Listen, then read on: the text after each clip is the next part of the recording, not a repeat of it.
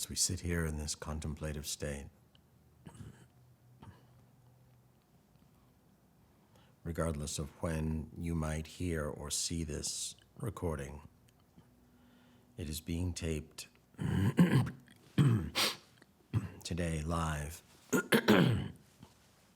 Excuse me. Only a few short days after what was the largest human massacre in U.S. history. And so I'd like us, while we're here in meditative contemplation, to all, as we are united across the globe, through all the countries and cultures and persuasions and preferences in this world of ethnicity and religion and gender and sexuality, nationality, creed, or consciousness. Let us unite as one family of mankind, of humanity, on God's green earth and throughout all of creation. And let us place our focus upon the individuals who lost their lives through this horrific event. Let us place our consciousness and our hearts upon this nightclub where this tragedy occurred, upon and around the families and friends of these beloveds.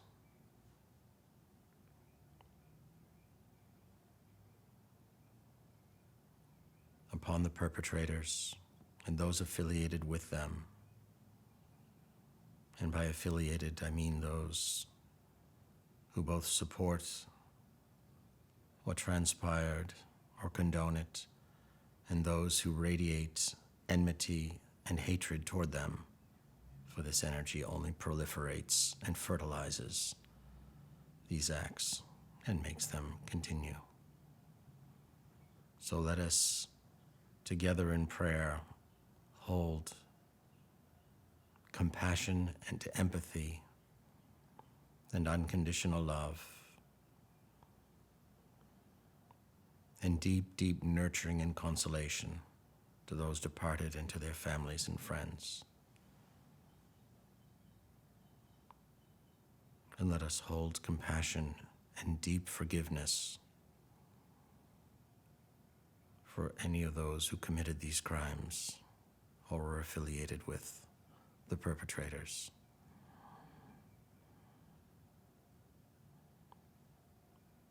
And let us be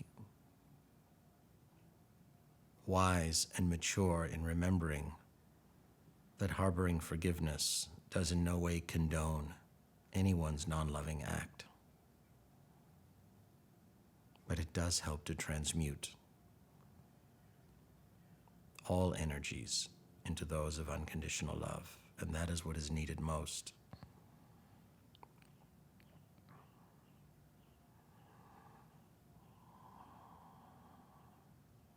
It is only as human beings learn, and by learn I mean practice, loving each other wholly and completely, which includes accepting each other's choices and preferences, especially when they are made in such a way that no other human being is harmed or violated. Let us hold together and see, envision an engendering of global consciousness of unconditional love, unconditional acceptance in all peoples, in all minds, in all hearts, of all cultures and persuasions, so that these acts and ones like them can become very quickly a thing of the past.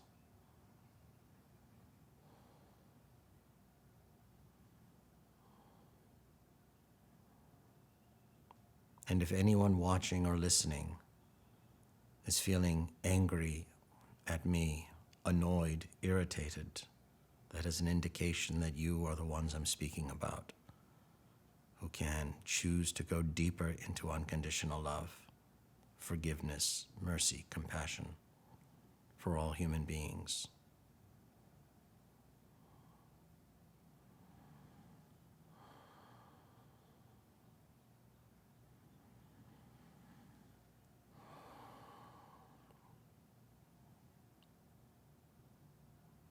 Let us see the site of the massacre completely enveloped in white light and imbued with merciful pink, rose pink light to cleanse the horrific and evil stain upon that land and upon that building.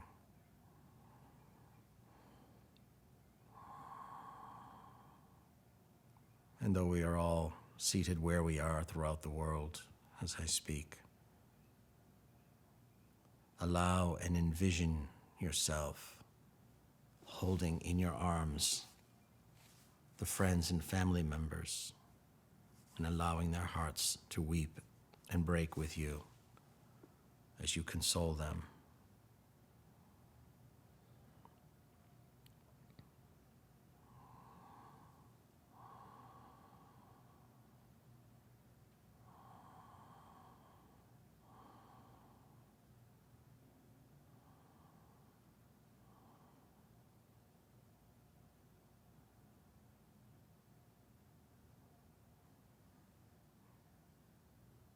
It is so profoundly paradoxical and ironic that human beings torment, persecute, and kill each other over our differences, when perhaps every single person on the planet would be bored, if not irritated beyond belief, if everyone on the planet looked, acted, thought, felt the same all the time, dressed the same, spoke the same, had all the same desires, dreams, hobbies, same sense of humor.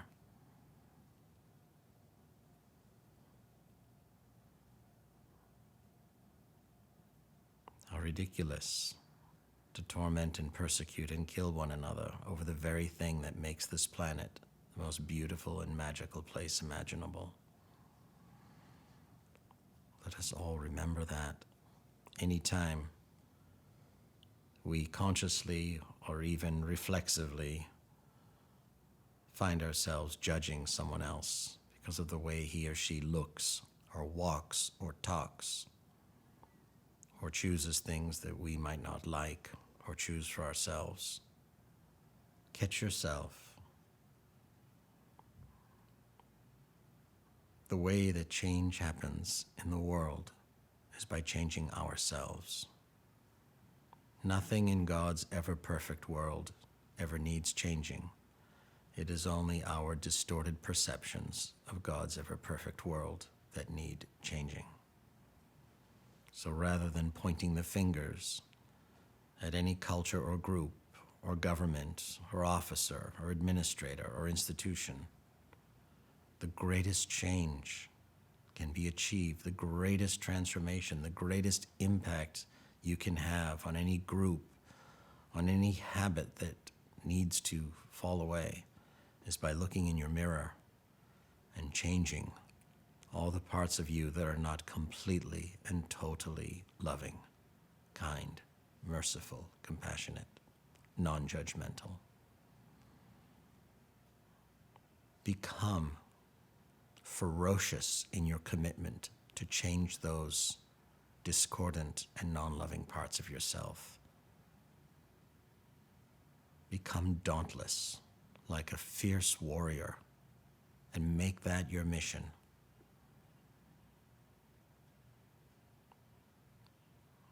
Radiating anger and rage and pointing fingers of judgment not only does little, it does practically nothing except fuel the fires. Turn that all toward the mirror and seek out, be on a treasure hunt within yourself to find any traces of judgment, prejudice, enmity within yourself and purge that. Annihilate that from your being. Transform, transmute, whatever it takes. And you will see the most profound changes happen in the world. yes, you might think this sounds ridiculously easy and has nothing to do with the subject. It has everything to do with the subject. It is the very source and cause of the subject. Wars will always exist on earth until the wars within oneself are over. As within, so without. As above, so below. Become vigilant. Become dauntless. Become committed. Become heroic and courageous in your devotion and dedication to purifying yourself, to become an emanation, a walking, talking, thinking, feeling, breathing emanation of unconditional love at all times, and regardless, completely regardless of circumstance as well as of instigation. When your only response is one of love and forgiveness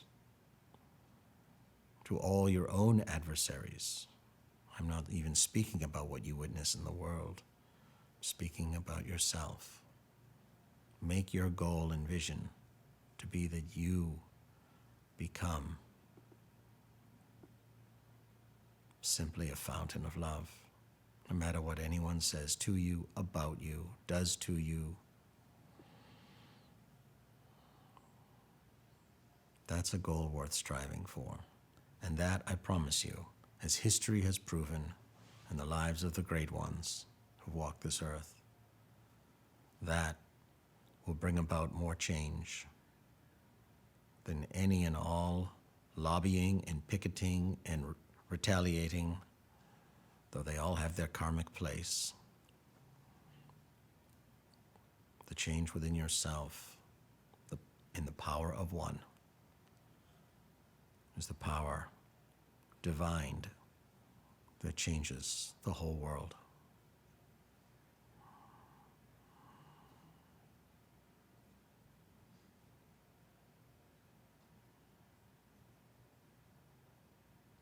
And remember also to ask not of others to change if you are not asking that of yourself, to change the very things you want others to change within themselves. For that hypocrisy in thought, word, and deed also fans the flames of these atrocities.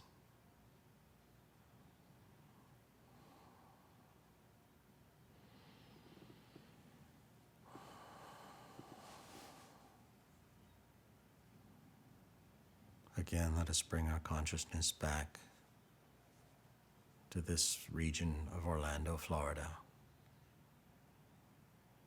And now expand out to anywhere else you know where such injustices have been taken out upon other human beings without provocation.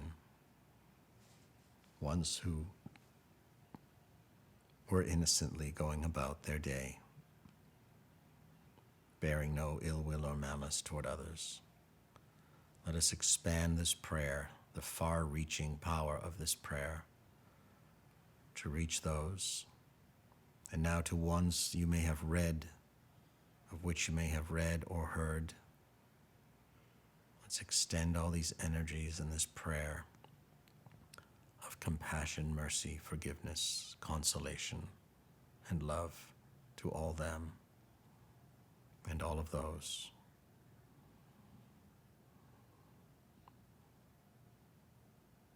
And now let us expand it out around the entire globe into every country, every creed, every race, every culture, every gender, every lifestyle, every religion, every non-religion, every belief system, and see them all be overlit and infused with this prayer and the alchemical blessings it carries. And just sit in the silence for a few moments and watch this divine energy permeate, infiltrate, and become integrated and ingrained in all these aspects of humanity, of life, of this world, as I've spoken them. Let us sit in the silence for a few moments and watch this alchemically wash over and take hold of the aforementioned.